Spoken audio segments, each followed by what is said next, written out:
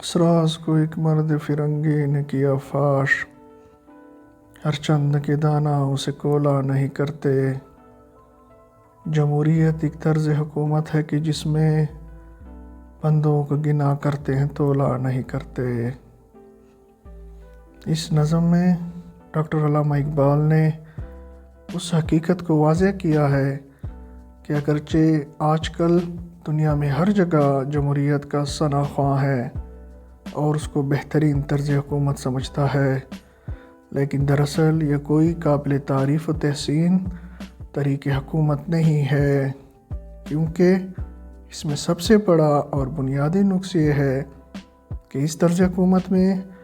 انسانوں کی عقل و خرد کی کوئی قیمت نہیں ہے۔ مثلاً عقل کا تقاضا یہ ہے کہ 10 عقل مند آدمی 1000 بلکہ 1,00,000 بیوقوفوں پر فوقیت رکھتے ہیں، لیکن اس طرز حکومت میں یہ نہیں دیکھا جاتا کہ 10 عقل مند آدمی کیا کہتے ہیں، بلکہ یہ دیکھا جاتا ہے کہ 90 آدمی، خواہ ان میں ایک بھی عقل مند نہ ہو، کیا کہتے ہیں۔ یعنی کہ انسانوں کو شمار کیا جاتا ہے، ان کی بات کو وزن نہیں کیا جاتا۔ اقلیت کی بات یا رائے خواہ کتنی ہی معقول کیوں نہ ہو، مردود ہے، اور اس کے مقابلے میں اکثریت کی رائے خواہ وہ کتنی ہی غیر معقول کیوں نہ ہو، مقبول ہے۔ جمہوری طرز حکومت میں اس سے بحث نہیں ہوتی کہ حق و صداقت کس طرف ہے، بلکہ وہاں اس بات کو دیکھا جاتا ہے کہ اکثریت کس طرف ہے۔ اقبال کی نظم کا مطلب یہاں ختم ہو گیا ہے۔ اب میں ایک بات کا اور اضافہ کرتا ہوں، اور وہ یہ ہے کہ جمہوری طرز حکومت میں دراصل حکومت جمہور کی نہیں ہوتی، اگرچہ بظاہر ایسا ہی نظر آتا ہے کہ جمہوری حکومت میں جمہوری حکومت کرتے ہیں،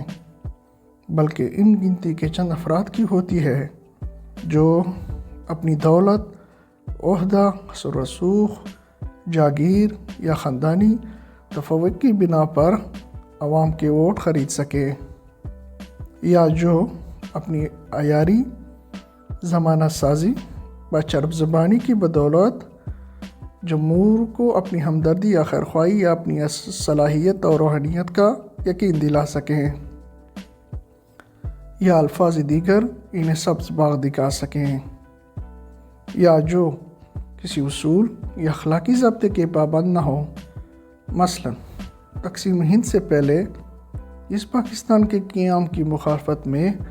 ایڑی چوٹی کا زور لگا چکے ہیں، اس کو مسلمانوں کے لیے سم قاتل قرار دے چکے ہیں۔ قیام پاکستان کے بعد اسی سم قاتل کو بے تکلف آب و حیات سمجھنے لگے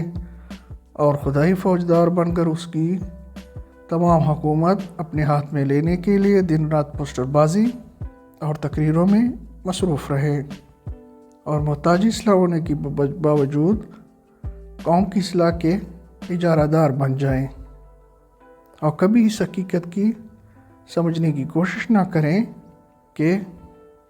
او خوشتن گم است کر راہبری کند